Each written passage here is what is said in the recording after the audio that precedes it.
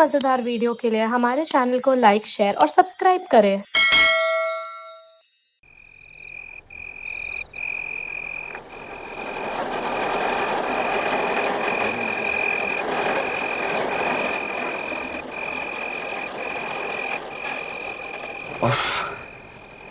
मैं तो तंग आ गया उस हेडलाइट से। अभी कल ही ठीक करवाई थी, आज फिर खराब हो गई। राज, यहाँ पे कितना अंधेरा है, मुझे बहुत डर लग रहा है। क्यों ना यहीं कहीं गाड़ी पार्क कर दें? यहाँ? तो फिर घर कैसे जाएंगे? पैदल? टैक्सी ले लेते हैं ना। इतने सुनसान रास्ते पे टैक्सी कहाँ मिलेगी? और टाइम जानती हो क्या हो रहा है? रात के 1:30 बज रहे हैं। खैर तुम परेशान मत हो, कुछ नहीं होगा। फिलहाल तो पार्किंग गाइड से काम चलाते हैं। रास्ते में कोई नाइट गैरेज मिलेगा तो ठीक करवा लें। मेरा ख्याल है कोई कनेक्शन ही लूज हुआ होगा।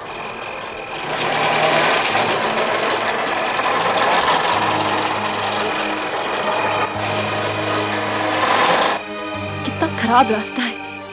कुछ दिखाई भी तो नहीं दे रहा। आउच!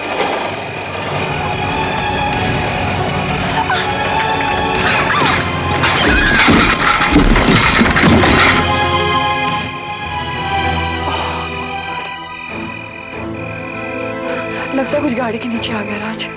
मुझे भी देखिए। हाँ चलो। और सही।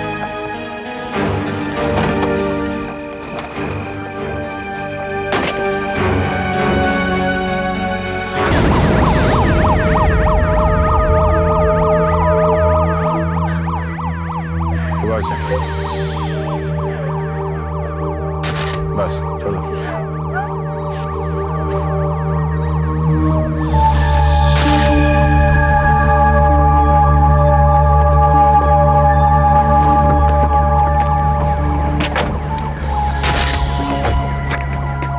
क्या हुआ है सर? एक आदमी मर गया।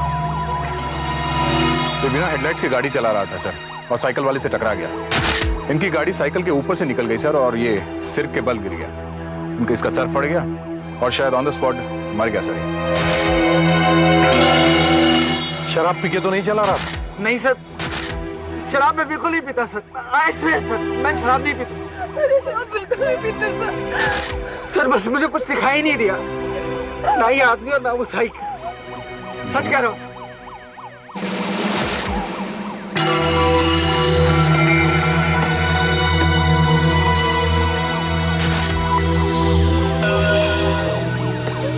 बिना हेडलाइट के गाड़ी चलाते हो?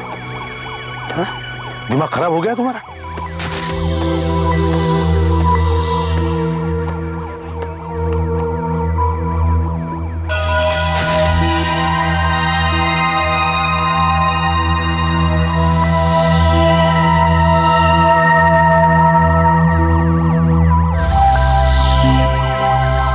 तुम्हारी लापरवाही की वजह से एक आदमी की जान चली गई। देख, गाड़ी को पुलिस गैराज में भिजवा दो और इन दोनों को हिरासत में ले लो। नहीं सर, सुनिए सर।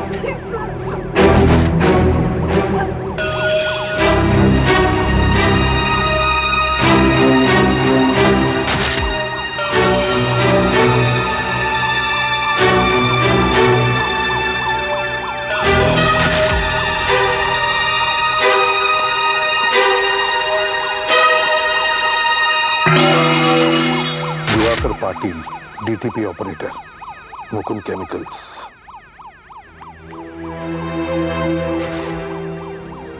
(15) मीनाक्षी कॉटेज, पाटोले गांव।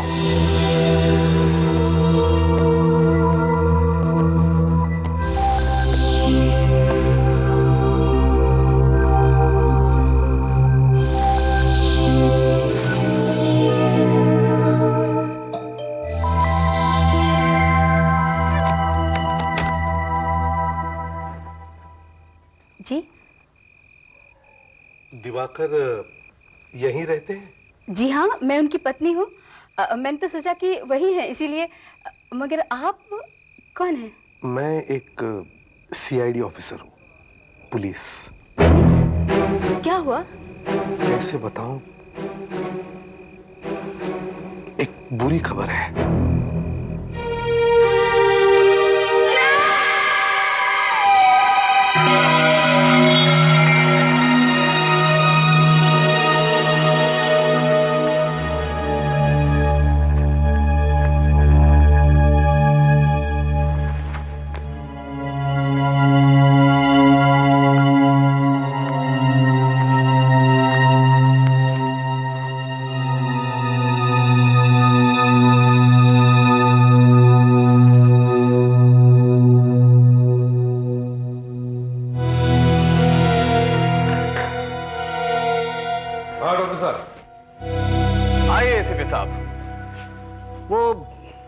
रात के एक्सीडेंट वाले केस में थोड़ी गड़बड़ है।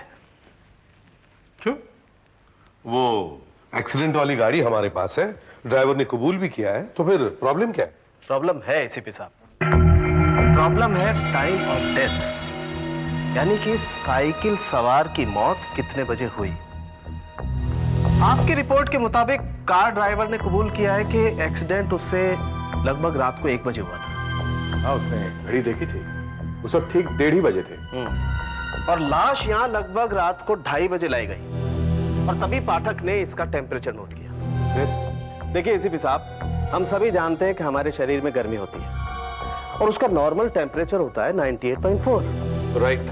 मौत के बाद धीरे धीरे ये गर्मी गायब हो जाती है, यानी कि लाश धीरे धीरे ठंडी पड़ना शुरू हो जाती है। हर घंटे में 1.5 डिग्री यानी कि 1.5 डिग्री फ़ारेनहाइट से टेम्परेचर कम होना जाता है। आप यूं समझिए एसीपी साहब कि ये एक फॉर्मूला है जिससे हम ये पता लगा लेते हैं कि मौत कितने बजे हुई। डॉक्टर साहब, आप हर रोज कोई ना कोई फॉर्मूला निकालते ही रहते हो यार। नहीं, होता तो हमारे फायदे के लिए ही। खैर बताइए। फॉर्मूला बहुत आसान है एसीपी साहब। शरीर के नॉर्मल टेम्परेचर में से लाश का टेम्परेचर घटाओ और उसे 1.5 से डिवाइड करो। बस जो फिगर आता है समझ लो मौत उतने ही घंटे पहले हुई है। अच्छा, तो लाश जब यहाँ लाई गई तब इसका टेम्परेचर कितना था? 93.9 और उस समय 2:30 बजे थे।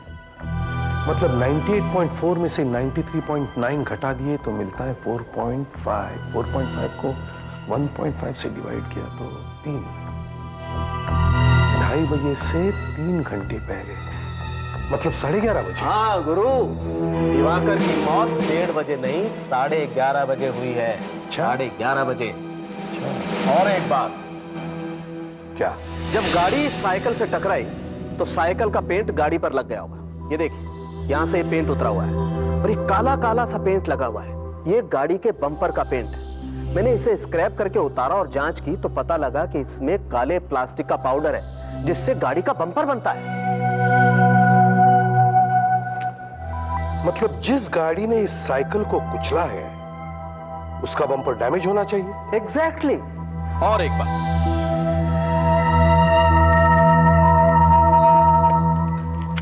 ये देखिए, ये वो कांच के टुकड़े हैं जो हमें एक्सीडेंट की जगह से मिले थे। अब ये साइकिल के तो हो नहीं सकते हैं, तो जाहिर है गाड़ी के ही होंगे। जांच करने से पता चला कि ऐसा कांच गाड़ी की हेडलाइट में लगता है। यानी जो गाड़ी इस साइकिल से टकराई है उसकी कम से कम एक हेडलाइट तो टूटी हुई होगी। वही तो। ओह, अब मैं समझा कि आप इतने परेशान क्यों हैं। इस गाड़ी की दोनों हेडलाइट सलामत है और बम्पर प्लास्टिक के नहीं बल्कि पुराने जमाने के मेटल के हैं, लोहे के। बिल्कुल। और एक बात, अगर ये गाड़ी साइकिल से टकराई होती तो इसमें कहीं कोई खरोंच तो होती, लेकिन इसमें बिल्कुल खरोंच का निशान है। एक बात और, जो गाड़ी उस आदमी के पैर से गुजरी ये उस टायर के निशान है, मगर ये इस गाड़ी के टायर के निशान से बिल्कुल नहीं मिलते। एसीपी साहब, मौत इस गाड़ी से नहीं हुई है। इसका मतलब है इस साइकिल को किसी और गाड़ी ने टक्कर मारी है।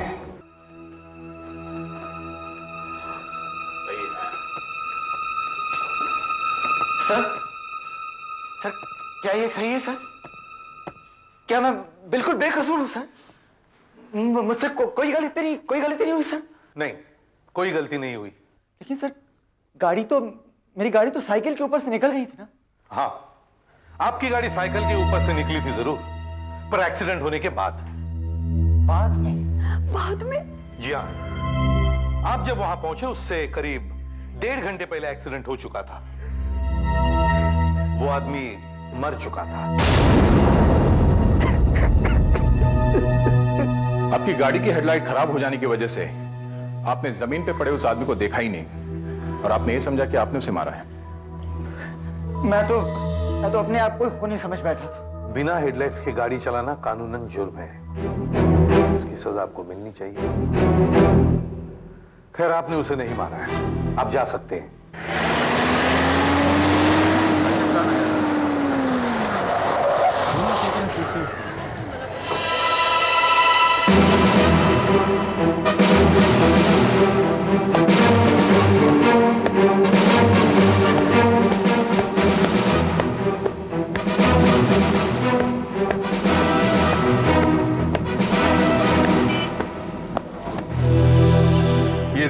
साहब। बॉडी यहां पे गाड़ी के नीचे पड़ी थी।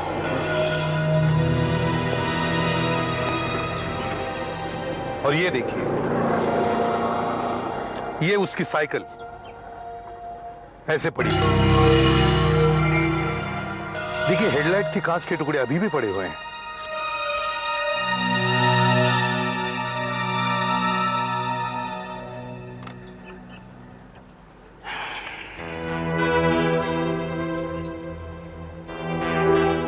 इस तरफ पाटोले गांव है,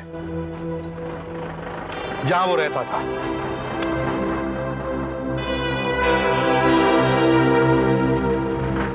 सुधाकर, यहां से उठाओ। ये आदमी सड़क के बाईं तरफ से चल रहा था, लेफ्ट साइड से, और इस तरफ जा रहा था जहां वो रहता है। साइकिल के पीछे मडगार्ड पर काला पेंट लगा हुआ है, गाड़ी के बम्पर का।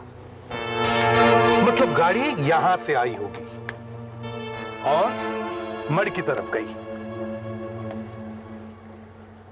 मड की तरफ, मड में कहां गई होगी? गाड़ी कहां गई होगी? यहां से आई, यहां एक्सीडेंट हुआ। ये गाड़ी कहां गई? कुछ बैलेंस गड़बड़ाया होगा या गाड़ी सीधी गई।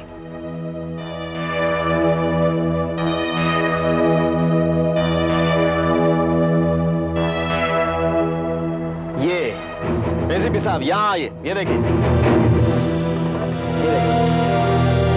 ये झाड़ियां देख रहे हैं आप, ये टूटी हुई हैं। इसका मतलब उसका बैलेंस गड़बड़ाया, गाड़ी यहां से गई। ये देखिए, ये यहां भी ये पत्ते टूटे हुए हैं। इसका मतलब एक्सीडेंट होने के बाद उसका बैलेंस गड़बड़ाया होगा, वो झाड़ियों की तरफ आया होगा यहाँ पर, ये, और झाड़ियों को कुचलता हुआ आया होगा। उसकी स्पीड बहुत तेज होगी, उसने जोर से स्टीयरिंग व्हील घुमाया होगा यहाँ पर। इसका मतलब यहाँ कुछ ना कुछ हुआ होगा इसके साथ, यहाँ कुछ ना कुछ हुआ होगा। यहाँ पेड़ है, पेड़ से बचा, पेड़ से बचाने के लिए। हाँ, यस, ये देखिए एसीपी साहब, ये देखा आपने सफेद पेंट। यस फ्रेडरिक सर, जहां से कार का पहिया गया तो वहां से घास के सैंपल इकट्ठे करो। दया, मेजर टेप देना।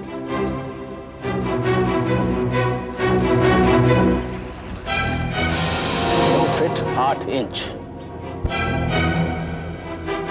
32 इंच। इसका मतलब जमीन से 32 इंच ऊपर कार पर स्क्रैच होना चाहिए।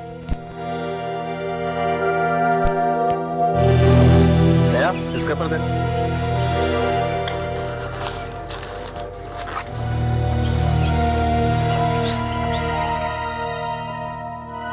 सर, अब पता चल जाएगा गाड़ी कहां से आई और कहां गई।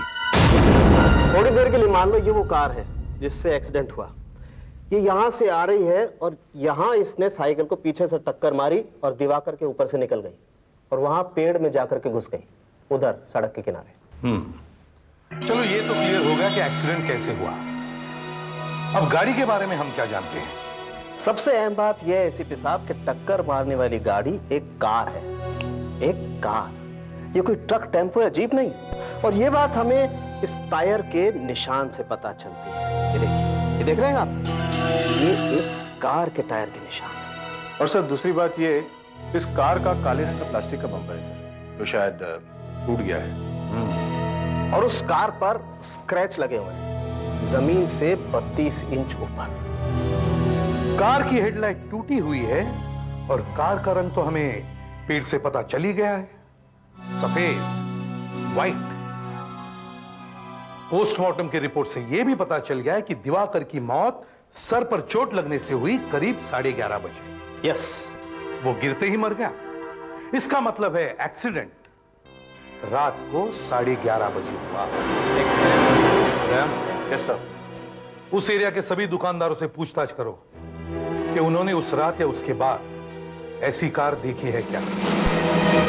और रेडियो और केबल नेटवर्क्स पर भी अनाउंसमेंट करवाओ कि मड रोड या उसके आसपास शनिवार रात 11 और 12 बजे के बीच किसी ने भी ऐसी कार देखी हो तो वो हमें फौरन इन्फॉर्म करें।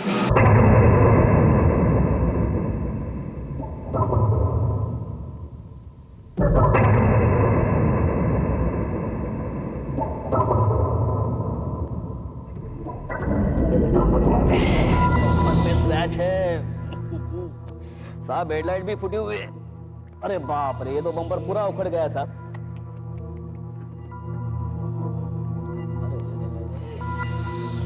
अरे बाप रे बाप रे बाप रे। अरे साहब, गाड़ी को तो काफी चोट लगी है। पता है, इसीलिए तो तेरे पास आया हूं। ये काम जल्द से जल्द हो जाना चाहिए। और सुन, ज्यादा सवाल नहीं पूछना, समझे? जी साहब। क्या है साहब, काम तो ज्यादा है लेकिन हो जाएगा। लेकिन पुलिस का मामला है, आप जानते हैं। पैसों की फिक्र मत कर, बस इस कार को ऐसा बना दे, ऐसा कर दे कि किसी को पता तक न चले कि इसका कभी एक्सीडेंट हुआ था। अरे साहब, आप फिक्र ही छोड़ दो। ऐसी चकाचक बना दूंगा ना, किसी को कुछ पता नहीं चलेगा, कुछ भी नहीं।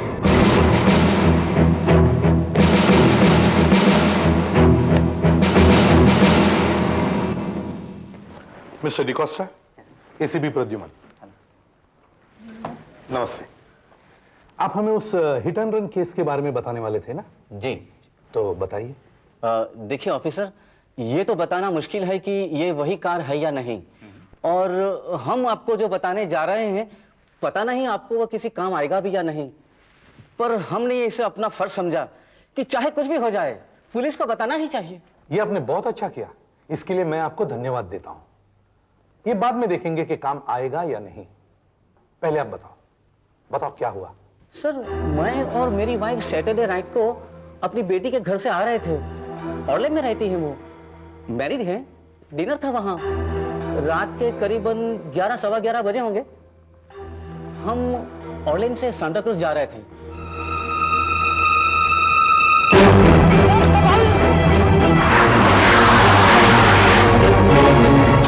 अरे, ये कोई तरीका है क्या गाड़ी चलाने का? लेफ्ट और राइट में फर्क दिखता है क्या नहीं? यू इडियट, दिखा भी नहीं दिया। जाने दो। रुक चुप रहो। गाड़ी चलाने की तमीज नहीं है। अभी एक्सीडेंट होता था। बाहर निकलो जरा गाड़ी से। ए बुड्ढे, बैलगाड़ी चला, बैलगाड़ी। कहां से चला दे लेक्चर देने के लिए? उसके गाड़ी चलाने के ढंग से ही लग रहा था कि वो जरूर एक्सीडेंट करने वाला। और आपने कहा कि रात के 11 सवा 11 बजे थे, और ये सब वही हुआ ऑर्लिम रोड पे? जी हाँ, मगर 11:20 या 11:25 होगा, इससे ज्यादा तो नहीं होगा। दया, सिटी मैप लेकर आना। अब हम मैप पर देखेंगे कि वो लोग आपको कहां मिले और एक्सीडेंट कहां हुआ। हाँ दया, जाओ।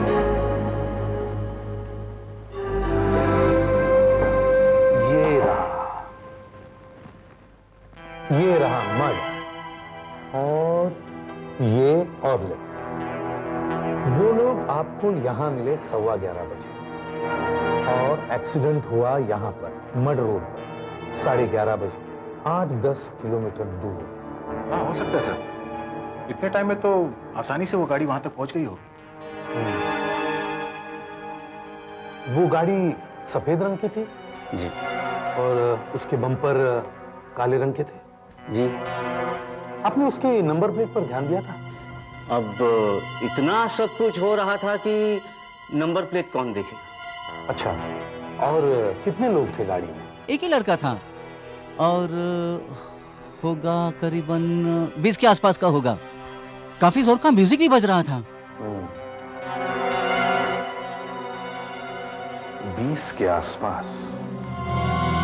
खाली बियर का कैन फेंकना, गाड़ी इतनी रैश चलाना, वो भी पिए हुए। आपने अभी बताया कि गाड़ी में रिवर्सिंग म्यूजिक था, मतलब गाड़ी जब पीछे आ रही थी तब एक तरह का म्यूजिक बज रहा था। हाँ, बड़ा अजीब सा था, मैं उसे भूलूंगा नहीं कभी। ये शायद हमारे काम आ सकता है।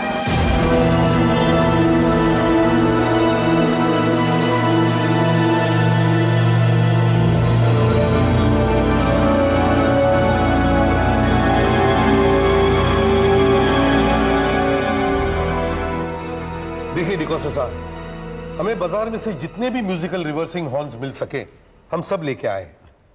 हम आपको बजाकर दिखाएंगे। आप देखिए उस गाड़ी में कौन सा हॉर्न लगा हुआ था। देखता हूँ साहब, ट्राई करता हूँ। गुड, सुधाकर बजाओ। नहीं नहीं नहीं नहीं साहब, ये नहीं है साहब। सुधाकर बंद कर, दूसरा लगाओ। नहीं ये नहीं बजाओ सुधाकर।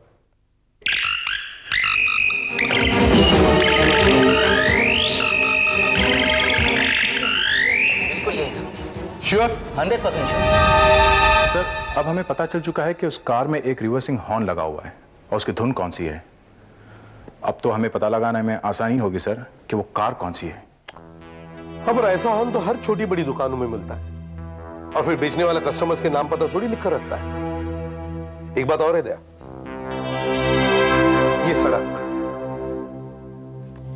ये सड़क सीधे जेटी तक जाती है। इसके बाद में रोड नहीं, सिर्फ समुंदर है। इसका मतलब है वो लोग या तो इसी इलाके में रहते हैं या फिर यहीं की किसी जगह पर गए होंगे। मगर ऐसे सुनसान इलाके में वो लोग कहां गए होंगे, वो भी रात को 11:30 बजे।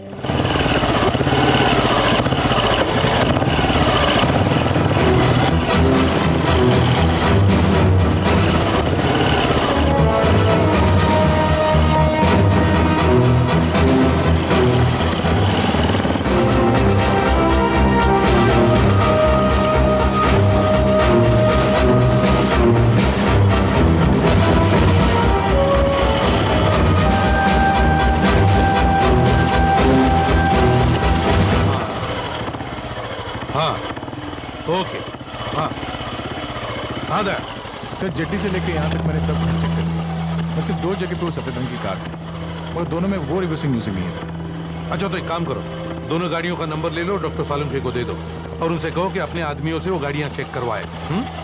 और बाकी के बंगले?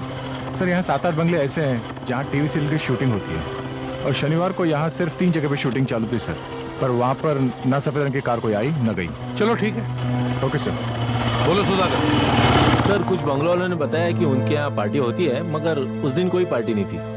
हाँ फ्रेडरिक्स। सर मैंने मशहूर से पूछताछ की है। उन्होंने बताया सर कि पिछले शनिवार को बीच पर देर रात तक पार्टी चल रही थी। अच्छा जी सर। तो चलो।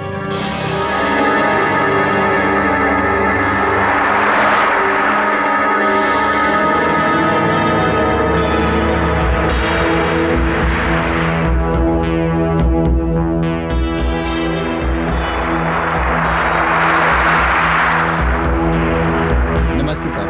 नमस्ते सर ये वही लोग हैं जिनसे मैंने बातचीत की थी। अच्छा बताओ। हम पास के गांव में रहते साहब, शनिवार को यहाँ पार्टी हुआ था। अच्छा कब शुरू हुई और कितनी देर तक थी? यही कोई रात के 8-9 बजे तक सब इधर आ गए थे साहब, और बहुत लोग तो जेटी से आए थे। पार्टी रात भर चलता रहा साहब। कैसे लोग आए थे पार्टी में? सब छोकरा लोग थे साहब, यही कोई 20-22 साल के। खूब पार्टी चला साहब, नाच गाना हुआ, गाना बजाना हुआ और ये सुबह तक चलता ही रहा साहब। जब वो लोग थक गए तो चले गए यहाँ से। कितने लोग आए थे पार्टी में? बहुत लोग थे साहब, यही कोई। और क्या क्या हुआ साहब? वैसे जैसे बड़े लोग की पार्टी होता है। All night beach party. अच्छा एक मिनट आ गया।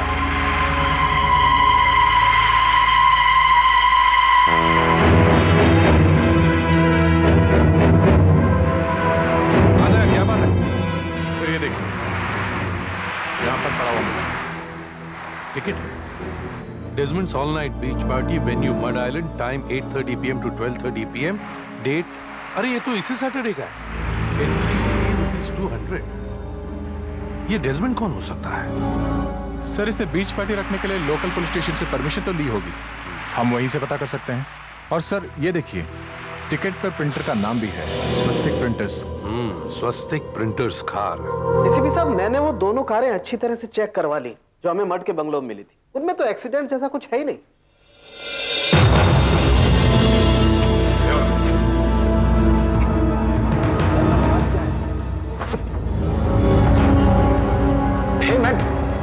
दिस? ये क्या हो रहा है? मुझे यहाँ क्यों लाया गया है? क्या किया मैंने? Relax relax, just routine inquiry Desmond. तुम डेजमंड हो ना? अब या ये टिकट तुमने छपवाया है? अच्छा अच्छा, आप वो बीच पार्टी की बात कर रहे हैं साहब, लेकिन मैंने परमिशन लिया था साहब। देखो, हमें किसी की तलाश है जो तुम्हारी बीच पार्टी में सैटरडे को आया था। उसके पास सफेद रंग की कार है जिसके काले बम्पर्स हैं और जिसमें एक तरह का रिवर्सिंग म्यूजिक लगा हुआ है। ऐसा लो सुनो।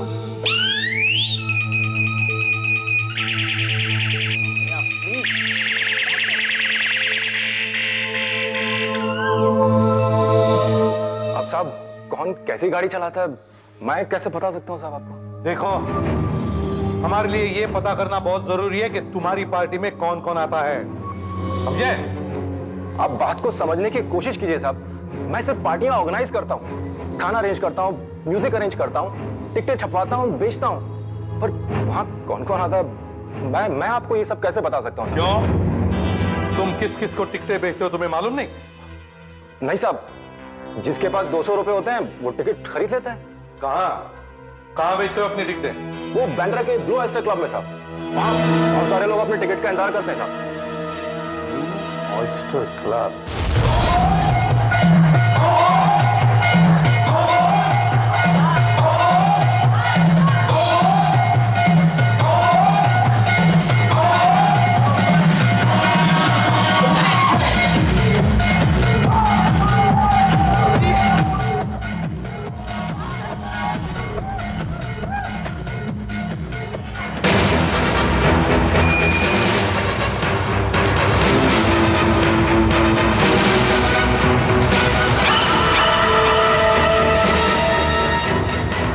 पार्किंग तुम्हें देखते हो?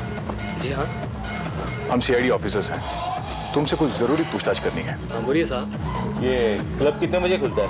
क्लब तो दिन में भी खुला रहता है, लेकिन दिन में जरा लोग कम आते हैं। शाम को बहुत रश होता है और 10 बजे के बाद तो साहब एकदम पैक। देखो, हम एक सफेद रंग की कार ढूंढ रहे हैं जिसका बम्पर काले रंग का है, और जब वो कार रिवर्स होती है तो ये म्यूजिक बजता है।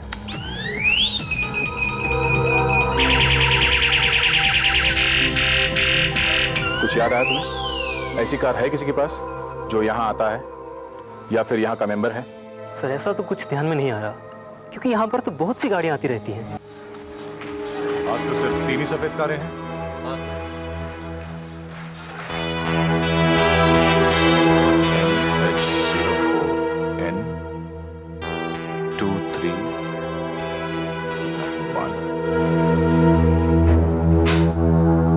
सर आपसे मिलने दिवाकर की वाइफाई है, आइए।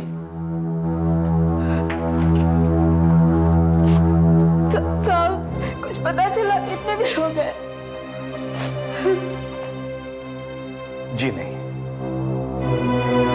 अभी तक तो कुछ पता नहीं चला, पर हम जल्दी उस कार को ढूंढ लेंगे। मेरे आदमी दिन रात उसी काम में लगे हुए हैं। क्लब बंद होने का टाइम हो गया सर, और काफी कम कारें बची है अब तो। अब इस समय और कौन आएगा सर? 4 दिन में सिर्फ 8 कारें ही हमारे मतलब की है। उनमें से पता नहीं हमारे काम का कोई निकलता भी है या नहीं।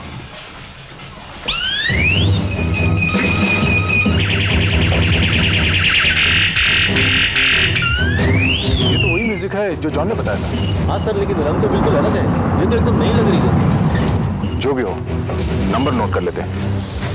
MH02N8983। कार आपकी है? जी हाँ। गाड़ी आपकी है? अरे भाई, आप कुछ बताएंगे? हमें हमारी कारों के साथ यहाँ क्यों बुलाया गया है? आप 2 मिनट रुकिए, आपको सब कुछ पता चल जाएगा। सब कुछ पता चला? क्यों भाई, तूने कुछ किया? नहीं डैडी। कुछ किया? नहीं डैडी। ये आपकी गाड़ी है? देखिए, घर पे तो आपने कुछ बताया नहीं, अब कम से कम अब तो बता दीजिए कि आखिर चक्कर क्या है। ऐसे ही आप किसी को बुला लेते हैं कि गाड़ी लेके आ जाओ। देखिए, हमें एक ऐसी कार की तलाश है जिसने साइकिल सवार को कुचल दिया है। क्या? और हमें यह देखना है कहीं वो कार इनमें से तो नहीं। मतलब हमने कुचल दिया उसे? तूने तो कुछ नहीं किया ना? अब तक तो उसने बम्पर और रेड लाइट्स दोनों भी बदलवा लिए होंगे। तो क्या हुआ? जमीन से 32 इंच ऊपर गाड़ी के नीचे खरोंच का निशान होगा, और फिर टायर के प्रिंट का निशान है ना, इससे मैच करेंगे किस गाड़ी का? और फिर मैं टायर में से मिट्टी निकाल कर देखूंगा उसमें साइकिल का पेंट या खून है क्या। ठीक है सर, इस कार पर कोई रिपेयर नहीं हुआ है सर, और इसके टायर भी बिल्कुल मैच नहीं करते। देखा, हमें आईसी बुला लिया ना खामोखा के। और ये कार भी वही है, बिल्कुल मैच नहीं करता। पहले ही बता दिया होता ना। सर, इस गाड़ी के टायर हमारी ड्राइंग से मैच करते। मैच करते? मैच करते? मैच करते? अरे तूने कुछ किया? कुछ किया तूने? कुछ किया? लेकिन सर इस पर कोई रिपेयर के निशान नहीं है। अरे रिपेयर के निशान नहीं? कमाल करते हैं आप लोग, मेरे बेटे को बेकार में पिटवा दिया। सॉरी बेटे, सॉरी। सर, इस कार के टायर्स तो मैच नहीं करते, पर सर इसमें रिपेयर जरूर हुआ है। रिपेयर हुआ? रिपेयर हुआ? ये देखिए सर, एक साल पहले एक स्कूटर ने थोड़ा मार दिया था, मैंने रिपेयर करवाया था। अगर आपको चाहिए तो मैं गराज वगैरह का नंबर दे सकता हूँ आपको। तो बहुत नीचे है सर, जमीन से 12 इंच ऊपर है सर। 12 इंच तो बहुत नीचे है सर। गाड़ी का क्या है? इस गाड़ी के टायर ना तो मैच होते हैं, ना इसका कोई रिपेयर हुआ है। अच्छा, और ये गाड़ी? अभी यही आ रहे थे। ओह,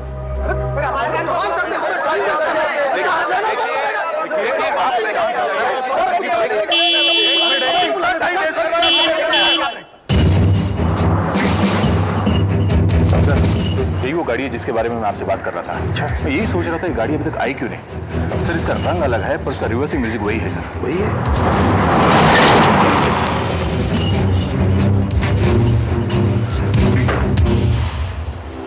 हमें फोन आया था और गाड़ी साथ में लाने को कहा गया। कहिए क्या बात है? एक्सीडेंट की छानबीन चल रही है। एक्सीडेंट? जी हाँ। तो देखिए इंस्पेक्टर, ये कार से कोई एक्सीडेंट हुआ नहीं है, आपको जरूर कोई गलतफहमी हुई है। ये मेरे फादर है mister Vipin Chaudhary, Avalon textiles के मालिक। देखिए, आपके फादर क्या है इससे हमें कोई मतलब नहीं, हमें सिर्फ आपकी गाड़ी से मतलब है।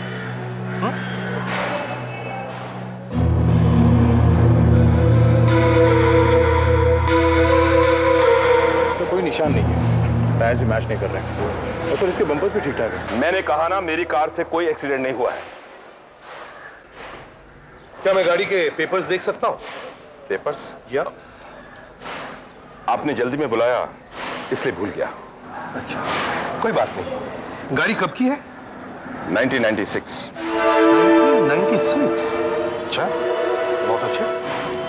कहीं अपनी गाड़ी को पेंट तो नहीं करवाया पिछले हफ्ते? कहीं ये पहले सफेद तो नहीं थी? कहीं आपने इसके बम्पर्स और टायर्स चेंज तो नहीं करे? व्हाट नॉनसेंस इंस्पेक्टर, हमारी गाड़ी हमेशा से इसी रंग की थी, हमने इसे कभी पेंट नहीं करवाई। ऑफिसर, आप खामखा हमारा वक्त बर्बाद कर रहे हैं। मेरी गाड़ी हमेशा टिप टॉप रहती है, बस।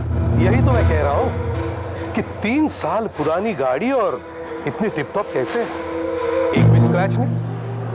चली है कितनी? 17,570। और एक भी निशान नहीं? सरप्राइज है। हम इसे बहुत कम चलाते हैं, हमारे पास और भी कारें हैं। अच्छा, डॉक्टर साहब, गाड़ी ऊपर चढ़ा कर देखते हैं। बिल्कुल। ये आप क्या कर रहे हैं? देखिए, हमारी बात पर यकीन कीजिए। देखिए, ये कार से एक्सीडेंट नहीं हुआ, देखिए हमारी बात पर।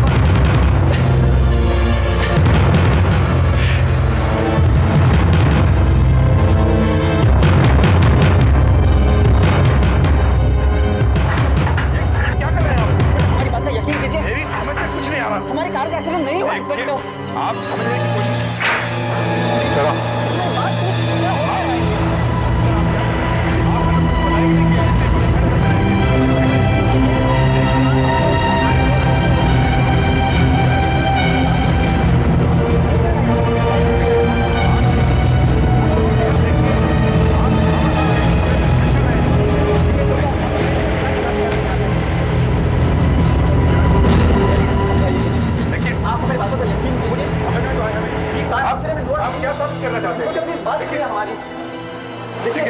ऑफिसर देखिए, प्लीज समझाइए, हमारा टाइम बहुत कीमती है। देखिए इंस्पेक्टर, हमारी बातों को यकीन कीजिए, आपको कोई गलत फहमी नहीं है। ये देखिए एसीपी साहब, आप हमें बताएंगे? ये वैसी झाड़ी का टुकड़ा है जो एक्सीडेंट की जगह पर थी। जी हाँ। प्लीज समझाइए, एक्सीडेंट हुआ नहीं है।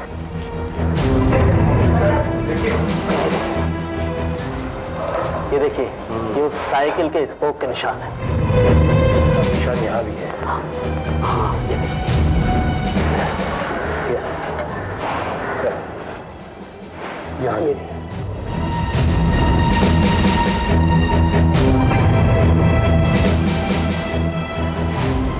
ये एसीपी साहब, ये साइकिल का पेंट है, ये लगाओ। ये देखिए एसीपी साहब, ये भी साइकिल के स्पोक के निशान है। और ये देखिए, ये साइकिल का पेंट। यहाँ भी ये साइकिल का पेंट है।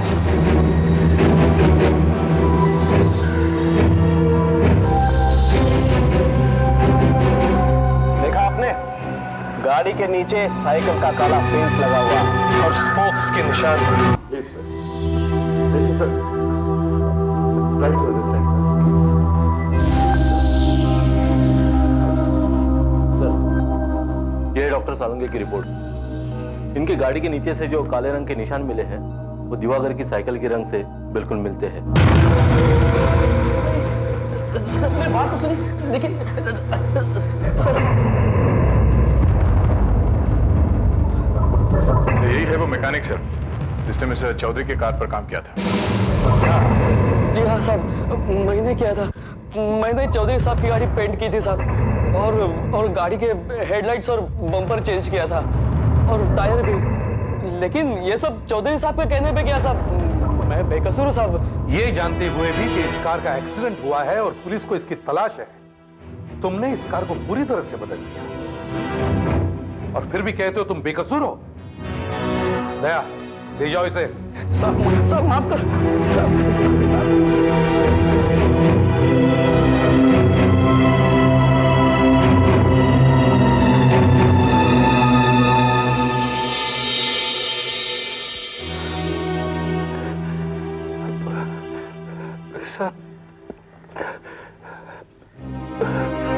सर मैं मानता हूँ सर मैं गाड़ी चला रहा था, अपने कुछ दोस्तों के साथ पार्टी में जा रहा था। पता नहीं वो साइकिल वाला सामने कहां से आ गया। सर मेरी गाड़ी से टकरा कर जब वो गिरा, मैंने गाड़ी रोकी सर। सर उसके पास गया मैं, लेकिन सर वो मर चुका था। मैं बहुत डर गया था सर, मैं बहुत डर गया था। गाड़ी लेके वहां से भाग गया। सर मेरा विश्वास कीजिए, वो साइकिल वाला सामने कहां से आ गया मुझे बिल्कुल पता नहीं चला सर। हाँ, नशे में पता चलता भी कैसे। प्लीज एसीपी साहब, अगले हफ्ते मेरा बेटा अमेरिका जा रहा है डॉक्टरी पढ़ने। ये बहुत अच्छा लड़का है सर। अगर आज आप इसे गिरफ्तार कर लेंगे तो इसकी जिंदगी बर्बाद हो जाएगी सर। उस आदमी के घर वालों को मैं जितने कहें आप हर्जाना देने को तैयार हूं। हर्जाना तो आपको देना ही पड़ेगा मिस्टर चौधरी, और सजा सिर्फ आपके बेटे को ही नहीं आपको भी होगी। आपने सबूत नष्ट करने में मदद की है। ले जाओ इन्हें। सर प्लीज सर प्लीज बात सुनिए सर प्लीज।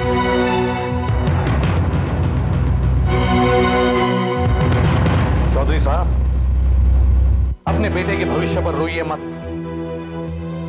पता नहीं ये कैसा डॉक्टर बनता है। डॉक्टर तो जान बचाते हैं, पर इसने एक जान ले भी ली।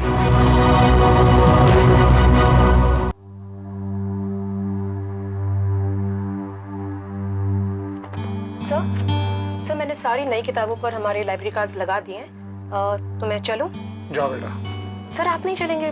काफी देर हो गई। थोड़ा पर्सनल काम है लगे। Okay, good night sir.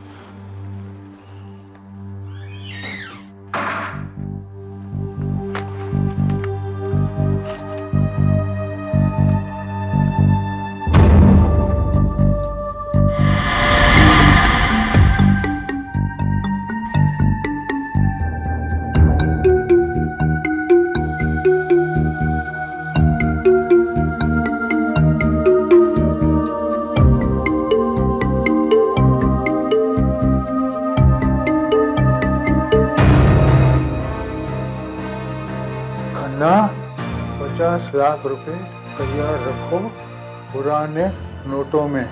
कोई चालाकी नहीं तो जय मारा जाएगा। नमस्ते, मैं एसीपी प्रद्युमन। प्लीज बैठिए ना। आप इतनी रात गए मुझे मिलने आए हैं, कुछ खास काम है क्या? जी हाँ, बहुत जरूरी काम है। देखिए, मेरे हाथ एक ऐसी चीज लगी है जिसमें आप ही मुझे मदद कर सकते हैं। कहिए, बात क्या है? मैं माटुंगा में एक छोटी सी लाइब्रेरी चलाता हूँ, यशोधरा लाइब्रेरी के नाम से। अच्छा, तो कुछ हो गया है आपकी लाइब्रेरी में? कल दोपहर मैं लाइब्रेरी में बैठा था और मेरे कस्टमर आए। कहने लगा, ये क्या था? मैं कब से रेनबो मैगजीन ढूंढ रहा था फरवरी इशू की। आप जाकर मिली है तो देखा कि इसके बीच के कुछ पन्ने फटे हुए हैं। आप खुद देख लीजिए।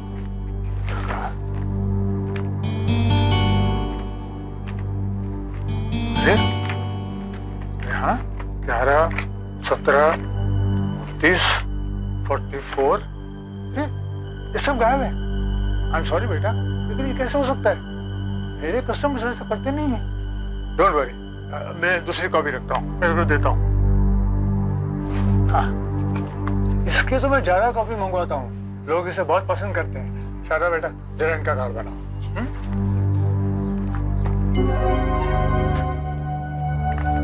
कौन कर सकता है ऐसी बदतमीजी? उस फटी हुई मैगजीन को देखकर मुझे गुस्सा आया। मैंने उन फटे हुए पन्नों को फिर से देखा। अचानक मेरी निगाह कुछ निशानों पर गई जो गोल गोल से थे, जैसे किसी ने ऊपर वाले पेज पर कुछ निशान लगाए हो और वो नीचे आ गए हो। मैंने देखा वैसे निशान मैगजीन के कुछ और पन्नों पर भी थे। मैंने उसी मैगजीन की दूसरी कॉपी ली। उस मैगजीन के ऊपर उस फटी हुई मैगजीन के पन्ने को रखकर देखा।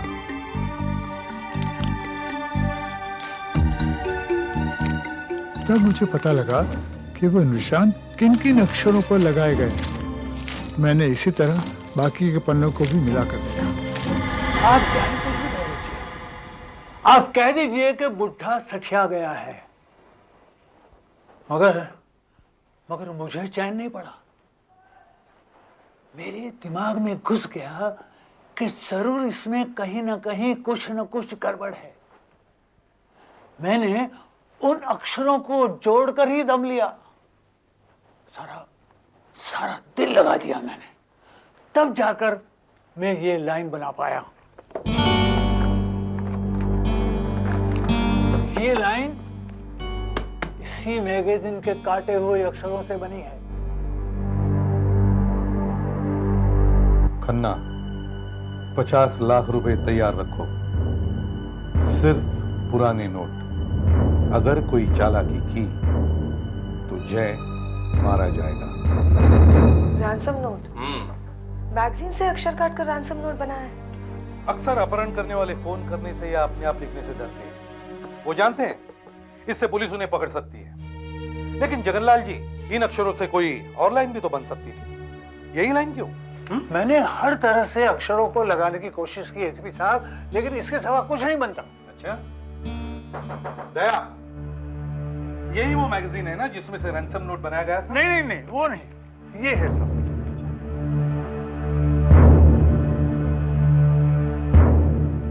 रेनबो, फरवरी 1999। मैगजीन इसी महीने की है। रैंसम नोट इसी में से बनाया गया है। इसका मतलब है अपहरण भी इसी महीने हुआ है। दया सर, सारे रिकॉर्ड्स चेक करो और पता लगाओ कि पिछले 2 महीनों में किसी जय खन्ना नाम के आदमी के गायब होने की रिपोर्ट पुलिस में लिखवाई गई है क्या? Yes sir. और जगनलाल जी, आप मुझे ये बताइए, ये मैगजीन कौन कौन ले गया था? हाँ साहब, मैं लिस्ट लाया हूँ ना। बताइए जी। 5 फरवरी से 14 फरवरी तक अरुण पटनायक। अरुण पटनायक। उसके बाद 14 से 18 फरवरी। 14 से 18 फरवरी मिसेस ठाकुर। मिसेस ठाकुर। 19 तारीख को हमारे पास थी। और 20 से 23 सागर। 20 से 23 फरवरी सागर। सागर? फिर 24 से 27 कुंदन कुमार, मतलब कल तक। आज 28 फरवरी है। आ गया नीला, सही देखिए।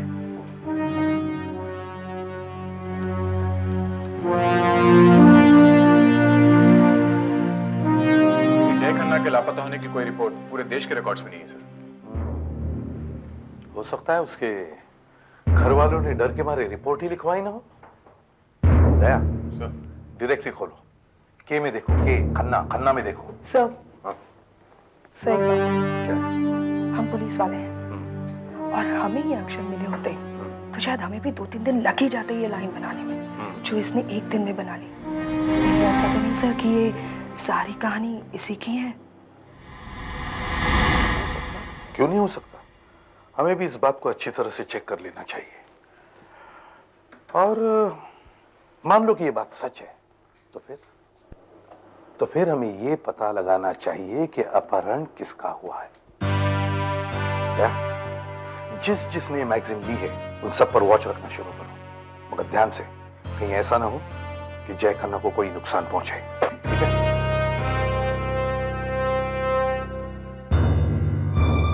जगनलाल जी, आज महीने का आखिरी दिन है। वो लोग मेंबरशिप के पैसे भरने के लिए कब आते हैं? इसी साहब कल फर्स्ट है, ज्यादातर मेंबर पहली तारीख को पैसे देने के लिए आते हैं। तुम कल सारा दिन लाइब्रेरी में रहो और जो लोग आते हैं उन सब पर निगाह रहो। Yes sir. आ गया। सर इस डायरेक्टरी में तो 300 खन्ना है। अच्छा, ठीक है। डायरेक्टरी में जितना भी खन्ना है उन सब के घर पर फोन करो और जय खन्ना के बारे में पूछताछ करो। मगर याद रखो, तुम जय खन्ना के बचपन के दोस्त हो। ओके? Yes sir. आशा, ये कुंदन साहब है। और कुंदन साहब, ये आशा है। मैंने कहा था ना, मेरी एक भतीजी बेंगलोर में नौकरी करती है, उसकी सहेली है। ये कुछ दिन यहाँ नौकरी करना चाहती है। मैंने कहा भाई ठीक है, मैं बुढ़ा होने चला हूँ, अब ये मदद मिल जाएगी मुझे। अंकल आप बिल्कुल परेशान ना हो, मैं सब संभाल लूंगी। कुंदन जी, मैं आपसे कुछ पूछ सकती हूँ? ये देखिए, ये मैगजीन आप हमसे ले गए थे 24 तारीख से 27 तारीख तक। इसके कुछ पन्ने गायब हैं, फटे हुए हैं। फटे हुए? आपका मतलब है कि मैंने फाड़े? मुझे क्या मिलेगा मैगजीन फाड़ कर? हाँ नहीं, मैंने ये तो नहीं कहा ना कि आपने फाड़े हैं। हो सकता है आपके घर में किसी ने, आपका कोई फैमिली मेंबर, कोई मेहमान या कोई नौकर। देखिए आशा जी, मैं अकेला रहता हूँ और मेरे घर पे कोई नौकर भी नहीं है, और ये पन्ने मैंने नहीं फाड़े। 1 मिनट। हाँ, मुझे याद आया, ये मैगजीन जब मेरे पास आई थी, इसके पन्ने पहले से ही फटे हुए थे। लेकिन आपने पहले नहीं बताया। अब आपने बात की तो मुझे याद आया, मगर इसके पन्ने फटे हुए ही थे। कोई बात नहीं, आपसे पहले जो मैगजीन ले गए थे हम उनसे पूछेंगे। ये पेजेस मैंने नहीं फाड़े, और फिर किसी से ऐसा पूछना नहीं, समझे? Sorry sir, sorry. अब बचे हैं पटनायक, मिसेस ठाकुर और सागर। मैडम, पटनायक सर ने मुझे भेजा है। ये मेंबरशिप की फीस दी उन्होंने। ओह नो, वो खुद नहीं आ सके? नहीं। चलो मैं। Thank you. Okay okay, sorry. आ गया इन्हीं लक। सर हम कम से कम 150 फोन कॉल कर चुके हैं और 2 जय खन्ना मिले भी। फिर एक 55 साल का है जो अमेरिका में रहता है, उसका नाम है जयेश खन्ना, और दूसरा अजय खन्ना जो 2 साल पहले कार के एक्सीडेंट में मारा गया था। और कोई जय खन्ना नहीं मिला। नहीं नहीं दया, कोशिश करते रहो, कोशिश करते रहो। Keep on trying Fredericks. क्या बात है? देख रहा हूँ सर। देखो ने, I want result, result. 51224849। Hello, जय खन्ना है? अभी तक मिसेस ठाकुर सागर नहीं आए, हो सकता है शायद आज आए नहीं। हमें उनका कल तक इंतजार करना होगा। जगनलाल जी, हमारा हर पल कीमती है। वो अगर आज नहीं आए तो हमें उनके घर जाना पड़ेगा। आइए मिसेस ठाकुर, आइए। मुझे जरा आने में देर होगी। ये लीजिए आपकी फीस। मिसेस ठाकुर। अरे, लगता है आप यहाँ नहीं आई हैं। हाँ, मेरी भतीजी की दोस्त है, कुछ दिन यहाँ ही काम करेगी। अच्छा। मिसेस ठाकुर, आपसे कुछ पूछना था। ये मैगजीन आप हमसे 14 तारीख से 18 तारीख तक ले गई थी। आपने जब ये लौटाई तो इसके पन्ने कुछ गायब हो गए। ये कैसे हो सकता है? मैंने तो कोई पन्ने नहीं फाड़े। हो सकता है आपके घर में किसी ने फाड़े हो। नहीं नहीं, मेरे घर में कोई ऐसा नहीं है जो ये काम करेगा। मेरे साथ तो मेरी एक पेइंग गेस्ट रहती है, नीता, और उसे तो मैगजीन पढ़ने का कोई शौक है ही नहीं। वो तो बस अपने बॉयफ्रेंड और अपनी नौकरी में ही बिजी रहती है। कोई बच्चा या कोई नौकर? नहीं नहीं, मेरे घर में कोई बच्चे नहीं है। हाँ, एक नौकर है किशोर, लेकिन उसे ये मैगजीन फाड़ के क्या मिलेगा? ऐसा भी तो हो सकता है कि कोई ये मैगजीन मुझसे पहले या मेरे बाद ले गया हो और उसी ने पेजेस फाड़े हो।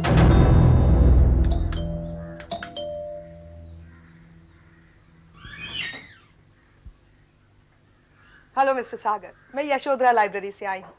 ये मैगजीन आप हमारी लाइब्रेरी से ले गए थे। जब आपने लौटाई तो इसके कुछ पन्ने फटे हुए थे। मैं भी आपको दिखाती हूँ। मुझे इसके बारे में कुछ नहीं पता मैडम, मैंने तो नहीं फाड़े ना।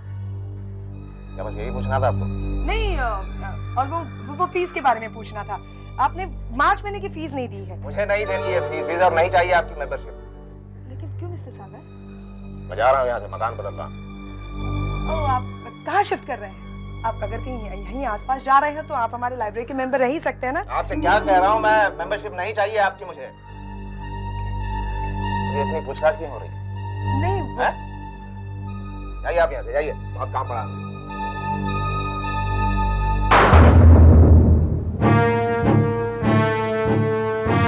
ये मैगजीन जब मैं लाइब्रेरी से लाया था, मैं पता नहीं कहाँ रखकर इसे भूल गया था। मुझे मिली ही नहीं, और जब मुझे वापस मिली फौरन मैंने इसे लाइब्रेरी को लौटा दिया था। मैंने इसे खोलकर ही नहीं देखा, पढ़ना तो दूर की बात है।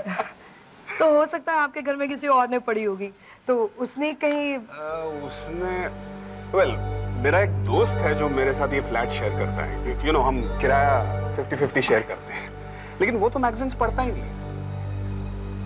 हाँ, मेरी बहन आई थी 2-4 दिन के लिए, हो सकता है उसने पढ़ी हो। मुझे तेरे से बहुत जरूरी बात करनी है। Excuse us please. ये श्योर यार, मुझे कुछ पैसे चाहिए। क्या? अरे पिछली बार जो तूने मुझसे 5,000 लिए वही तूने वापस नहीं किए हैं। लेकिन यार, इस बार बहुत जरूरी है। मैं वादा करता हूँ 2-4 दिन के अंदर तेरे सारे पैसे वापस कर दूंगा। कैसे वापस करेगा? तो तेरे पास तो नौकरी भी नहीं है। कुछ ही दिन की बात है यार, उसके बाद कोई प्रॉब्लम नहीं, फिर चांदी ही चांदी है। मैं तेरे सारे पैसे वापस कर दूंगा। प्लीज तू इसमें पूरी मदद कर दे यार। अच्छा रुक, मैं तुझे एक चेक कट कर देता हूँ। रुक, यही रुक। आप फाइन वाइन की चिंता बिल्कुल मत कीजिए, बस कल आकर मेंबरशिप रिन्यू करवा जाइए बस। ओके ओके ओके, नमस्ते।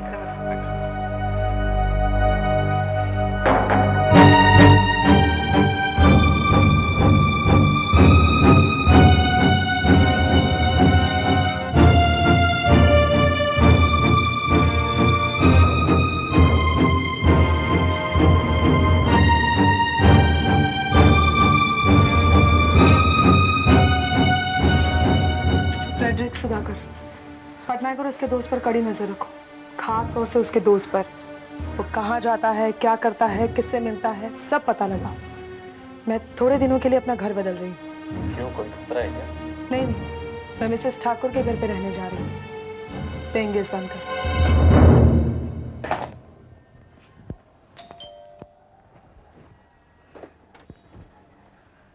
नमस्ते। नमस्ते, आओ आशा, आओ अंदर आओ। ला मैंने। ना कोई बात नहीं, मैं उठा लूंगी। आपका बहुत बहुत शुक्रिया जो आपने अपने घर में मुझे पेइंग गेस्ट रखा। दरअसल मैं जगन्नाथ अंकल पर बोझ नहीं बनना चाहती, इसलिए मैंने सोचा कि कमरा लेकर अलग ही रहूं। वैसे 1-2 महीने में मेरी नई नौकरी लग जाएगी, फिर मैं ऑफिस के पास ही कोई कमरा ले लूंगी। कोई बात नहीं आशा, तुम जब तक चाहो यहाँ रह सकते हो। वो मेरी पेइंग गेस्ट है ना नीता, बस कुछ ही दिनों में उसकी शादी हो जाएगी, फिर वो फौरन चली जाएगी। मैं अकेली यहाँ रह जाऊंगी। देखो बेटा, तुम्हारा कमरा ऊपर है। हाँ चले? ओह बाप रे, तुम्हारा सामान तो बहुत भारी है। मैं किशोर को बुलाती हूँ, रुक जाओ। किशोर, किशोर, किशोर, ये सामान ऊपर ले जाओ। अरे ओ किशोर, ये मेरा नौकर भी ना पूछो मत, न जाने बिना बताए कहाँ चला जाता है। आजकल रात को घर भी देर से आता है, 2 हफ्ते से देख रही हूँ। पहले तो वैसा नहीं था, पता नहीं उसे आजकल क्या हो गया है। कोई बात नहीं, मैं खुद उठा लूंगी ना। अच्छा रुको रुको, लगता है शायद किशोर आ गया। हाँ? अरे नीता, आकाश, आओ आओ आओ। नीता, ये है आशा, तुम्हारे साथ वाले कमरे में रहेगी। हेलो। और आशा, ये है आकाश, नीता का मंगेतर। इन दोनों की शादी होने वाली है। अच्छा। आकाश बेटा, मेरा एक काम करोगे, जरा आशा के सामान ऊपर पहुंचा दो ना। आज फिर किशोर कहीं गायब हो गया, देखो ना। क्यों नहीं, लाइए। Sorry border. काफी भारी है। ऊपर? हाँ बेटा, हाँ।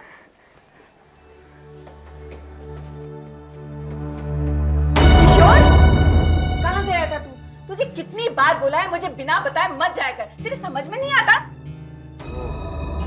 मेम साहब, मेरी तबीयत ठीक नहीं थी ना, इसलिए मैं डॉक्टर के पास चला गया था। झूठ मत बोल, मुझे मालूम है तुझे कुछ नहीं हुआ है। रोज कोई ना कोई बहाना बनाता है। जा ऊपर जा, आशा मैम सर का रूम साफ कर। हेलो, मैं जय खन्ना से बात कर सकता हूँ? हाँ, यहाँ पर कोई बाहर गए हुए? अच्छा, मैं उसका स्कूल का फ्रेंड अजित बोल रहा हूँ। कब आएंगे? ऑफिस के काम से दिल्ली गए हुए? अच्छा, उससे कहो तुम भी दिल्ली जा रहे हो, उसे वहीं मिल लोगे। हाँ, वैसे मैं भी कल सुबह दिल्ली जा रहा था, वहीं मिल लूंगा उसे। दिल्ली का कांटेक्ट नंबर दे सकते हैं मुझे? आपको याद नहीं? अच्छा अच्छा, दिल्ली में वो जिस होटल में ठहरा हुआ है उसका नाम बता सकते हैं आप? वो भी याद नहीं? अच्छा, कोई बात नहीं, मैं आपको बाद में फोन करूंगा। Okay, thank you. ये वही आदमी है, वो झूठ बोल रहा है, डरा हुआ है बेचारा, इसलिए झूठ बोल रहा है। नाम क्या है? Sir, Rakesh Khanna, Malibu estate, Walkeshwar. Rakesh Khanna, Malibu estate. Rakesh Khanna, Malibu estate. अरे ये तो वो वही अपना टेक्सटाइल किंग राकेश खन्ना। हमें इससे मिलना चाहिए, मगर किडनैपर्स ने इसके घर पर नजर रखी होगी और हमें उसके बेटे की जान खतरे में डालनी नहीं चाहिए।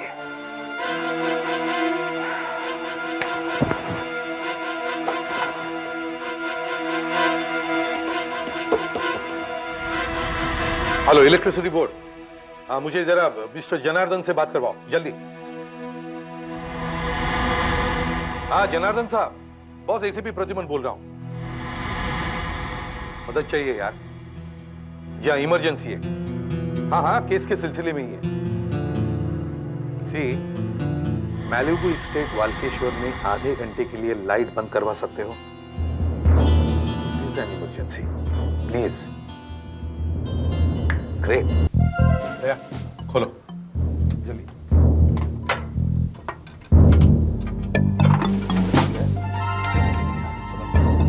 पहले फ्यूज खोलो। वायर देखना, वायर देख। कौन है भाई? अब सुनो, ये मीटर राकेश खन्ना जी के नाम पर है ना? हाँ, ये देखिए, ये आपका बिल है। अच्छा, जाइए, उन्हें बुलाइए, उनसे बात करनी है। हाँ, जाइए। और हाँ, घर में कौन कौन है उन सबको यहाँ बुला के लेके आना। इस बिल पर उनकी दस्तखत लेनी है। ये मीटर का मामला है, जरा प्रॉब्लम है। जाइए। मीटर ठीक करने के लिए सबके साइन लोगे? हाँ भाई, जरूरी है, जाइए।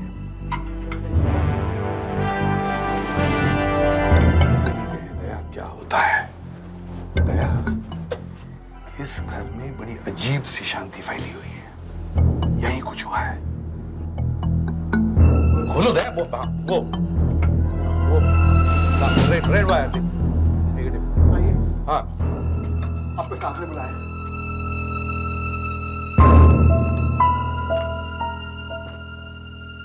नमस्ते। आप राकेश खन्ना जी हैं? जी।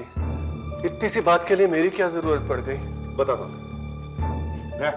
तुम जाके बाहर का बड़ा मीटर बॉक्स चेक करो। आप दिखाओ इन्हें, जाइए। आइए। खन्ना साहब, आपकी लाइट अभी आ जाएगी। हम इलेक्ट्रिसिटी बोर्ड से नहीं है, मैं एसीपी प्रद्युमन, सीआईडी। सीआईडी? मुझे आपसे अकेले में बात करनी थी, इसलिए ये सब करना पड़ा। हमें पता चल गया कि आपके बेटे जय का किसी ने अपहरण कर लिया है। हम आपकी मदद करने के लिए आए हैं। पर आपको ये सब कैसे मालूम पड़ा? देखिए, ये सब बताने के लिए मेरे पास वक्त नहीं है। मुझे आप प्लीज डिटेल में बताइए, ये सब कब हुआ? देखिए प्लीज, मुझे मेरे हाल पे छोड़ दीजिए। मुझे सीआईडी से कोई मदद नहीं चाहिए। पता नहीं आप लोगों को सब कुछ कैसे मालूम पड़ गया। खन्ना साहब, आप इन लोगों को नहीं जानते। हमारा ऐसे लोगों से रोज पाला पड़ता है। देखिए, आपके बेटे को छुड़वाने के लिए हम मदद कर सकते हैं आपकी। मैं आपकी मदद के बिना ही अपने बेटे को छुड़ा लूंगा। मैं पैसे दे चुका हूं उन्हें। क्या? अब कब से मेरी बात टाल रहे हैं? मैं यहाँ रोज आती हूँ, रोज फोन भी करती हूँ, और हर बार अब यही कहते हैं कि जय अब तक आया नहीं। मैंने आपको बताया ना सीमा जी, कि वो घर पर नहीं है, वो दिल्ली गया है किसी जरूरी काम से। इतना भी क्या जरूरी काम था जो मुझे बिना बताए चला गया? और आप कह रहे हैं कि आपके पास ना उसका एड्रेस है ना फोन नंबर। और रागेश अंकल कहाँ हैं? वो मुझसे क्यों नहीं मिलना चाहते? ये सब क्या हो रहा है रामू काका? साहब भी घर पर नहीं है। घर पर नहीं है? दया, इस लड़की से हमें कुछ पता चल सकता है। गाड़ी का नंबर नोट कर लो। देखिए, जय मेरा फियांसी है, मेरा मंगेतर। सितंबर में हम दोनों की शादी भी होने वाली है। 14 फरवरी की सुबह जैसे मेरी फोन पर बात हुई थी, हम दोनों डिनर पर मिलने भी वाले थे, पर जय वापस आया ही नहीं। देखिए, जो बात मैं आपको बताने जा रहा हूं वो बहुत ही कॉन्फिडेंशियल है। जय की जिंदगी का सवाल है। जय का अपहरण हुआ है। यस, जय हैज बीन किडनैप्ड। किडनैप्ड? जी हाँ, किडनैप्ड। एक बात बताइए, जय से आपकी बात 14 तारीख को हुई? जी हाँ। और उस रात वो डिनर पर भी नहीं आया? नहीं। इसका मतलब है जय का अपहरण उसी दिन हुआ है, 14 तारीख को। सर, मिस्टर पटनायक ने वो मैगजीन 14 तारीख को लौटा दी थी और मिसेस ठाकुर वो मैगजीन उसी दिन ले गई थी। मतलब पटनायक और उसका दोस्त सुधीर, या फिर मिसेस ठाकुर, उनकी पेइंग गेस्ट नीता, या उनका नौकर किशोर, इनमें से ही कोई एक हो सकता है।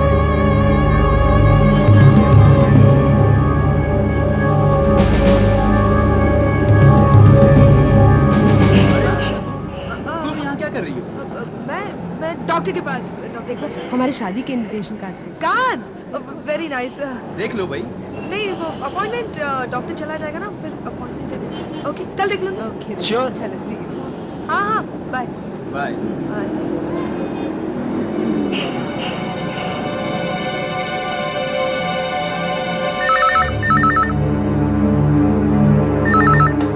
हेलो। हाँ आशा, बोलो। क्या तुम्हें चकमा देगा?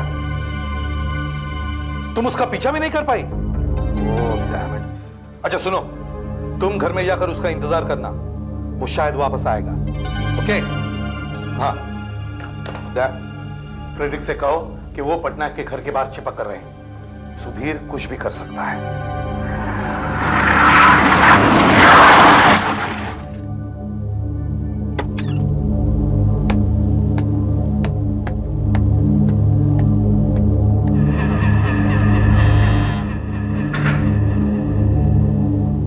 ड्राइवर बैग लेकर आ रहा है। और ये क्या, सुधीर पैसे दे रहा है? 2, 3, 4, 5 पूरे हो गए पैसे। ओके, मिलते हैं, बाय। किशोर कहाँ गया होगा? कल रात से गया है, अब तक नहीं आया। कहाँ जाना चाहते? जहाँ तुम ले चलो। अरे आशा, कुछ परेशान नजर आ रही हो, कोई प्रॉब्लम है क्या? नहीं, मैं किशोर कहीं दिख नहीं रहा, मुझे उससे कुछ काम करवाना था। वो तो हमेशा ही गायब रहता है, बड़ा अजीब आदमी है वो। छोड़ो उसे। कल रात तुमने हमारे शादी के कार्ड देखे ही नहीं, पर शादी पर तो आओगी ना? हाँ जरूर, लेकिन कब है शादी? बस इसी महीने के आखिर में आना जरूर। ओके? हाँ जरूर, लेकिन इतनी जल्दी? भाई, मेरी नौकरी लग गई है कनाडा में, बस वहां से कॉन्फर्मेशन मिलते ही मुझे वहां जाकर ज्वाइन करना पड़ेगा।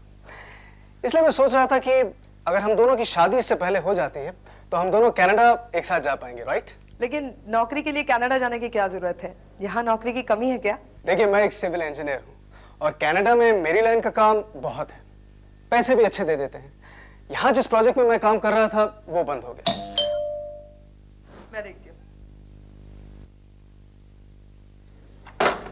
किशोर अब आ रहा है। कहाँ गया था? कल रात से गायब है। मैं मेम साहब कहीं काम में फंस गया था, सॉरी। मैंने आपको क्या हुआ? ये चोट कैसे लगी? ये वो मेम साहब, मैं आ रहा था तो एक स्कूटर वाला मार के भाग गया। कुछ नहीं, ठीक हो जाएगा मेम साहब। आशा का फोन था। किशोर कल रात से गायब था और आज जब वो घर वापस आया तो उसके हाथ पर खरोंच के निशान थे। और अचानक कहीं से उसके पास काफी पैसा भी आया है। सर सुधाकर ने भी फोन किया था कि सुधीर के पास भी काफी पैसा आ गया है। उसने पटनायक से उधार लिया हुआ सारा पैसा लौटा दिया है सर, और उसके पास नई कार है और अपने नए फ्लैट में शिफ्ट हो गया है। अच्छा, और खन्ना साहब ने अपहरण करने वालों को पूरे पैसे दे दिए। इसका मतलब है इन दोनों में से कोई एक हो सकता है। हेलो, हाँ डॉक्टर साहब बोलिए। हाँ लेकिन बात क्या है? अच्छा, आई सी, ठीक है, हम वहां पहुंचते हैं। डॉक्टर सालुंखे का फोन था। बांद्रा खाड़ी में से किसी आदमी की लाश मिली है, उम्र 20 साल के आसपास। नहीं नहीं, हे भगवान, ये क्या हो गया? उसने इसको मार दिया। खन्ना साहब, बीच में टोकने के लिए मैं माफी चाहता हूं। एक बेटे के मरने का दुख हम सभी लोग समझ सकते हैं, लेकिन एक बात मैं आपको कह सकता हूं, अपहरण करने वालों ने इसे नहीं मारा है। आपका बेटा दमे का मरीज था, अस्थमा था उसे। कन्ना साहब आइए, चलिए अब थोड़ा आराम कर लीजिए। चलिए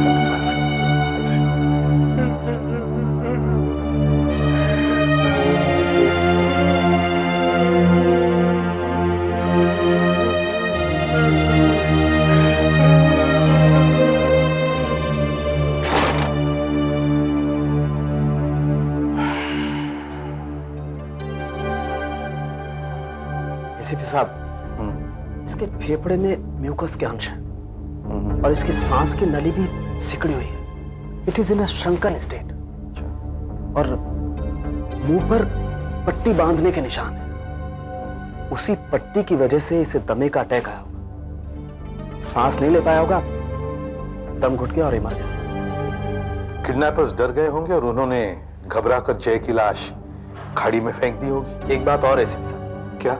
ये देखिए, इसके नाखून के नीचे खून और चमड़ी के टुकड़े हैं।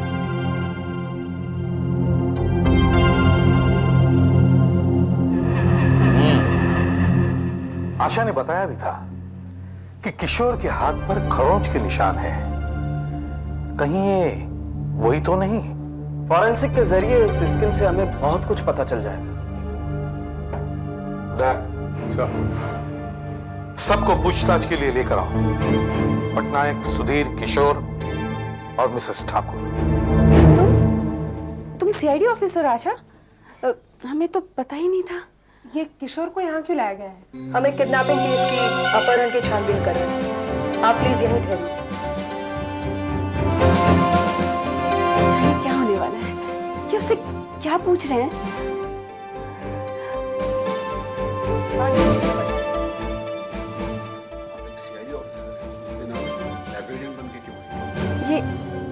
ये आदमी कौन है? और वो देखो, वो ऑफिसर किस तरह से पूछताछ कर रहा है। एक हफ्ता पहले तो तुम्हारे पास एक पैसा नहीं था। तुम तुम्हारे रूममेट पटनायक के सामने गिड़गिड़ा रहे थे, और कल अचानक तुम्हारे पास इतना पैसा आ गया कि तुमने पटनायक के 8,000 रुपए एक साथ लौटा दिए। नई कार भी ले ली, नया फ्लैट भी। ये सारा पैसा कहां से आया? मैं आपसे कह तो रहा हूं कि मुझे सन इलेक्ट्रॉनिक्स में एरिया सेल्स मैनेजर की नौकरी मिल गई है, और ये फ्लैट और ये गाड़ी मुझे कंपनी की तरफ से ही मिली है सर। अच्छा, मुझे कुछ एडवांस भी मिला था, जिससे मैंने पटनायक के सारे पैसे लौटा दिए। सर मेरा विश्वास कीजिए, मैंने कोई अपहरण नहीं किया सर। सुना है आजकल नौकरी में मन नहीं लगता तुम्हारा। बिना बताए घर से निकल जाते हो, घंटों तक गायब रहते हो, और कभी कभी तो रात भर लौटते भी नहीं हो। साफ साफ बताओ, आखिर चक्कर क्या है? नहीं साहब, मैंने कुछ नहीं किया है। तुमने जय खन्ना को किडनैप किया और उसके पिताजी से 50 लाख रुपए मांगे। 50 लाख? हाँ, 50 लाख। अरे साहब, मैंने जिंदगी में 50,000 नहीं देखे। तो फिर तुम्हारे पास अचानक इतने पैसे कहां से आ गए? साहब मैं आपको क्या बताऊं, मुझे जुए की बुरी लत लग गई है। मलाड में एक जगह है स्टार क्लब, मैं वहीं जाता हूं। अच्छा, तो ये पैसे तुमने जुए में जीते हैं? अच्छी कहानी। अभी पता लगवाते हैं। मैं अपने आदमियों को स्टार क्लब में भेजकर पता लगवाता हूं कि तुम सच बोल रहे हो या नहीं। और ये चोट कैसे लगी? वो एक स्कूटर वाला मार गया। स्कूटर वाले ने या जय ने? आशा, इसे डॉक्टर सालुंकी के पास लेके जाओ और उनसे कहो कि इसके हाथ की चमड़ी का सैंपल और जय के नाखून में फंसी हुई चमड़ी दोनों मैच करके देखें, एक जैसी है या नहीं। Yes sir.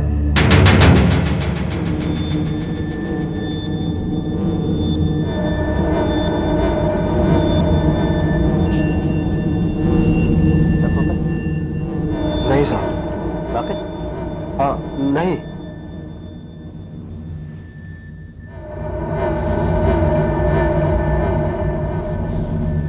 एक माइक्रोस्कोप में मैंने चमड़ी का वो टुकड़ा रखा है जो हमें जय के नाखूनों से मिला था, और दूसरे में ये टुकड़ा रख के देखता हूं। दोनों को मैच करके देखते हैं। अगर मैच हो गया तो ये किशोरी मुजरिम है।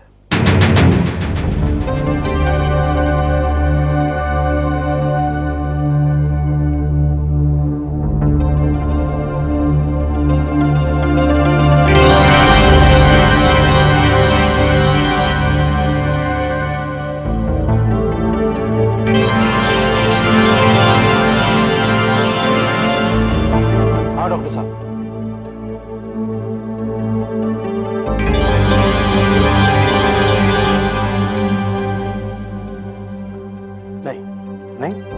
मैच नहीं होता? नहीं। एक बात और इसी के साथ, पोस्टमार्टम के बाद जय के लंग्स यानी फेफड़े को काट कर मैंने उसकी अच्छी तरह से जांच की, यह जानने के लिए कि आखिर उसे दमे का अटैक आया क्यों। तो क्या पता चला? आप खुद ही देख लीजिए।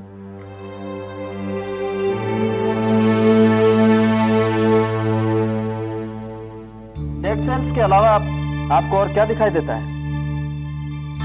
कुछ गोल और कुछ आड़े तिरछे कण नजर आ रहे हैं। काफी सारी चीजों से मिलाने के बाद मुझे ये पता लगा एसीपी साहब कि ये सीमेंट और ईंट के कण हैं। सीमेंट और ईंट? जी।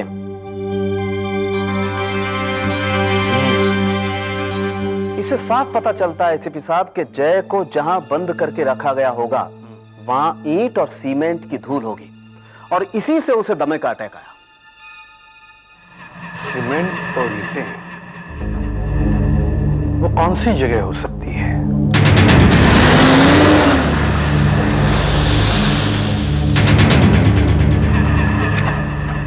तुम लोग चारों तरफ फैल जाओ, एक एक कोना देखो, एक एक फ्लोर देखो, जरूर यहां कुछ मिलेगा।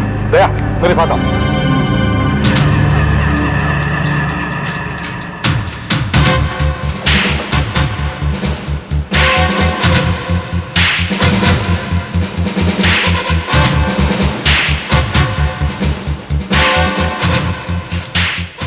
सुधाकर यहाँ।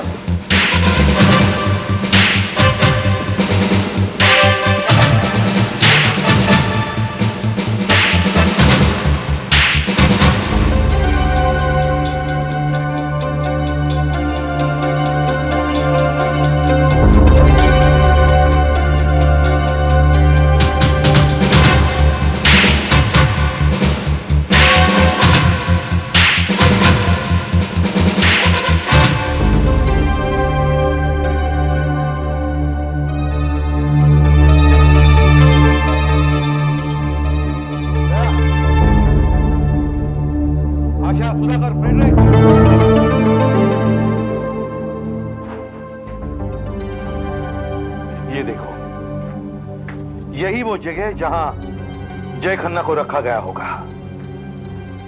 मेरा शक सही निकला है।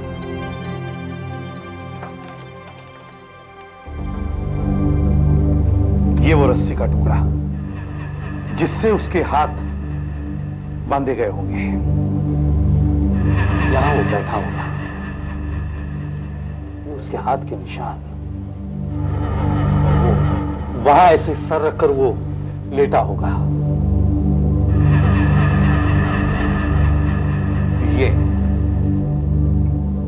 ये वो सीमेंट की गोनी का टुकड़ा जिससे उसका मुंह ऐसे बांधा होगा। दया, ये टुकड़ा डॉक्टर सालुंकी के पास भेज दो और उनसे कहो कि इस पर जो सलाइवा है वो जय खन्ना के सलाइवा से मैच कर देंगे।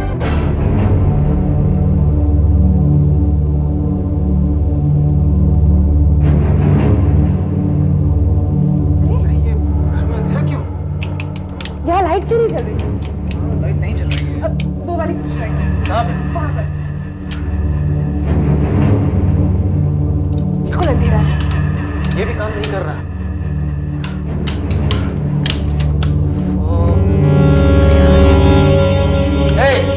ऊपर कौन है? कौन है वहाँ? कैसे? यहाँ पे कैसे आए तुम लोग? कौन है यहाँ? कौन हो तुम लोग? क्या चाहते हो तुम लोग? कौन हो तुम लोग? पीछे चले जाओ। कौन है आप लोग? क्या चाहते हो आप लोग? आप यहाँ आइए। आशा तुम, ये हो क्या रहा है? आप यहाँ आइए। जय खन्ना के अपहरण और उसकी मौत का जिम्मेदार होने पर मैं तुम्हें गिरफ्तार करता हूँ। देखिए, आप लोगों को जरूर कोई गलतफहमी हुई है। मैंने किसी का अपहरण नहीं किया। अरे मैं तो एक सिविल इंजीनियर हूँ और इसी बात से आप पकड़े गए। फोरेंसिक एक्सपर्ट की रिपोर्ट से हमें पता चला कि जय खन्ना को जहां रखा गया था वहां रेत, ईंटें, सीमेंट, बजरी ये सब होने चाहिए। ये सब कहाँ हो सकते हैं? एक बिल्डिंग में जो बन रही है। और उस बिल्डिंग का पता हमें मिसेस ठाकुर ने दिया, जहां तुम पहले काम करते थे। तुम अच्छी तरह से जानते थे कि उस बिल्डिंग का काम अब बंद है। बस तुमने जय खन्ना को कैद करके वहीं रखा। नहीं, ये सच नहीं है। ये झूठ है, गलत है।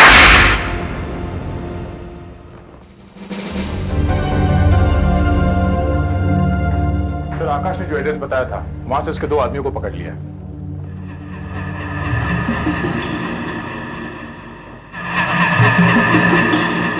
ये जय ने नोचा ना तुम्हें मरते वक्त? जी हाँ सर। मेरी नौकरी छूट जाने के बाद जब 6 महीने तक मुझे कोई और नौकरी नहीं मिली तो मैंने एक प्लान बनाया सर। फिर हमने एक दिन जय खन्ना का उसके घर से पीछा किया और एक सुनसान जगह पर उसका अपहरण कर लिया सर। हम उसे मारना नहीं चाहते थे सर। हमने तो ये सोचा था कि एक बार पैसा मिल जाएगा तो हम उसे छोड़ देंगे सर। पर वो मर गया। उसे दमे की बीमारी थी। सर मेरी कुछ समझ में नहीं आया कि क्या हुआ। उसका दम घुटने लगा सर। उसे दौरे से आने लगे और इसी दौरे में शायद उसने मित्तल को नोच दिया।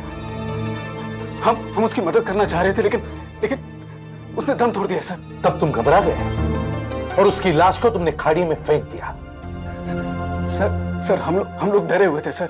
और फिर पैसा तो हमारे पास आ चुका था। इसलिए मैंने सोचा कि मैं कनाडा चला जाऊंगा। शायद वहां पर मुझे कोई नहीं पकड़ पाएगा। मगर तुम पकड़े गए। एक समझदार लाइब्रेरियन ने तुम्हें पकड़वा दिया और फांसी के तख्ते तक पहुंचा दिया।